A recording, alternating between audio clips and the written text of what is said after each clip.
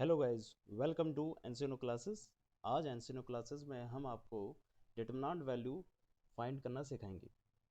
यहाँ पर हम आपको बताएंगे कि 2 इंटू 2 मैट्रिक्स का डिटरमिनेंट किस प्रकार से फाइंड किया जाता है, और यहाँ पर हम 3 इंटू 3 का भी मैट्रिक्स का डिटरमिनेंट फाइंड करके आपको बताएंगे। तो चलिए देखते हैं कि किस प्रकार से डिटरमिनेंट को सॉल्व किया जाता है। अगर हम 2 इंटू 2 की बात करें तो इसमें बहुत ही ईजी तरीके से डिटरमिनेंट को निकाला जाता है। आपको बस ध्यान क्या रखना है कि फर्स्ट जो वैल्यू होती है उसको मल्टीप्लाई करना है इस लास्ट वैल्यू से। क्रॉस मल्टीप्लिकेशन होती है यहाँ पर, तो 1 को 5 से मल्टीप्लाई करेंगे और बीच में हमेशा आता है माइनस। ये आपको ध्यान रखना है कि बीच में हमेशा माइनस आता है। और फिर सेकेंड टर्म को इससे मल्टीप्लाई करेंगे तो ये आ जाएगा 2 इंटू 4। यहाँ पर यही बात ध्यान रखना आप कि सबसे पहले इसका मल्टीप्लिकेशन होगा इसके साथ और फिर देन इसका मल्टीप्लिकेशन होगा इसके साथ। आप ऐसे मत कर देना कि 2 इंटू 4 को पहले लिख दें और 1 इंटू 5 को बाद में लिख दें, तो डिटरमिनेंट गलत आ जाएगा।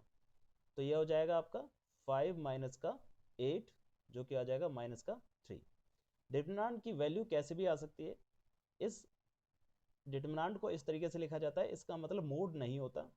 तो आप ये बिल्कुल ना समझें कि जो वैल्यू है वो पॉजिटिव में कर दें, नहीं।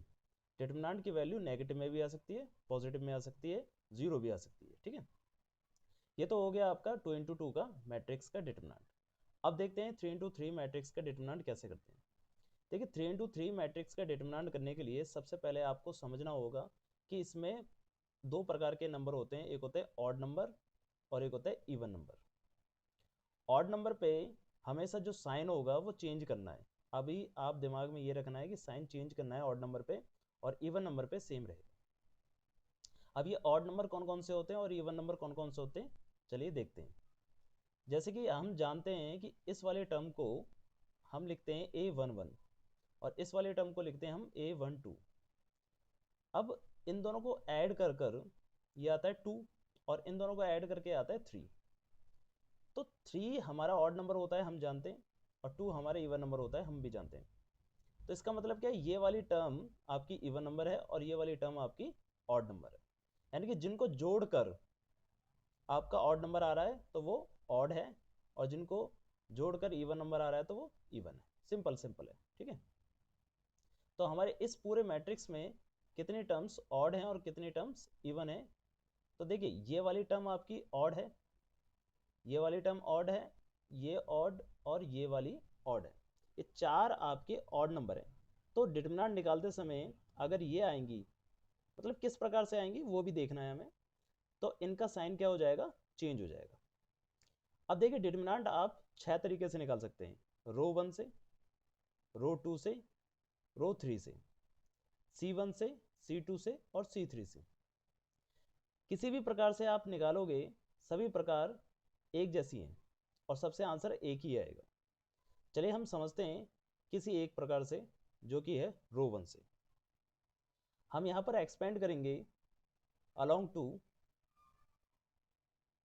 R1।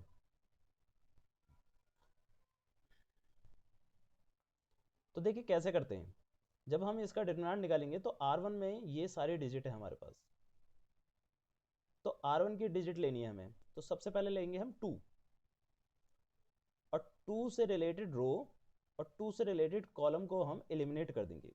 आपको समझाने के लिए मैं बस इस तरीके से रख रहा हूँ कि इन दोनों को हम क्या कर देंगे, एलिमिनेट कर देंगे। तो हमारे पास बचा क्या, हमारे पास बचा है 7, 8, 3 और 2। ठीक है, फिर बीच में आता है प्लस, और अगली टर्म लेंगे हम इसकी 3।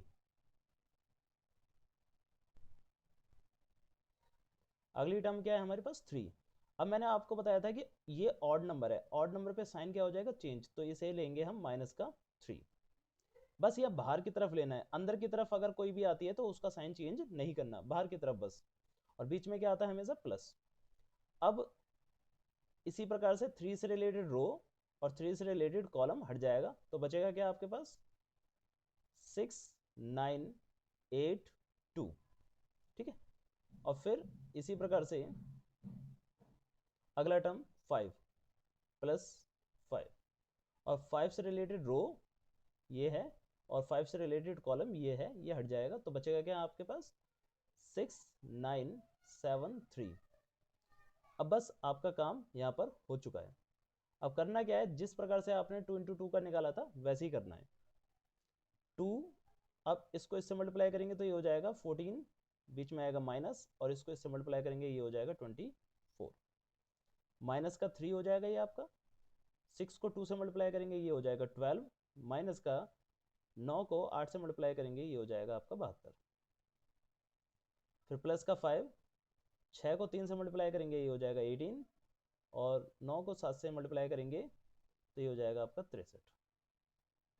ठीक है, अब बस आपको क्या करना है, सॉल्व करना है। तो भाई 14 में से 24 माइनस हुए तो हमारे बचेंगे माइनस का 10, माइनस का 3, 12 माइनस 72 तो ये हो जाएगा आपका माइनस का 60, प्लस का 5, 18 माइनस का 63, 63 में से अगर 18 माइनस करते हैं तो ये आता है आपके पास 45, और साइन आ जाएगा बड़े का। ये हो गया आपके पास माइनस का 20, और ये हो गया आपके पास प्लस का, माइनस माइनस प्लस हो जाएगा, ये हो जाएगा आपका 180, और ये हो जाएगा माइनस का 45 को अगर 5 से मल्टीप्लाई कर देंगे तो ये आ जाएगा आपका 225। अब इसको बस सॉल्व करना है आपको कि भाई 180 में से 20 गए तो कितने बचेंगे 160, माइनस का 225, और 225 माइनस कर देंगे 160 में से तो आपके पास आएगा माइनस का 65। ये हो जाएगा आपका आंसर। इसी प्रकार से जैसे हमने R1 से निकाला है आप R2 से निकाल सकते हो।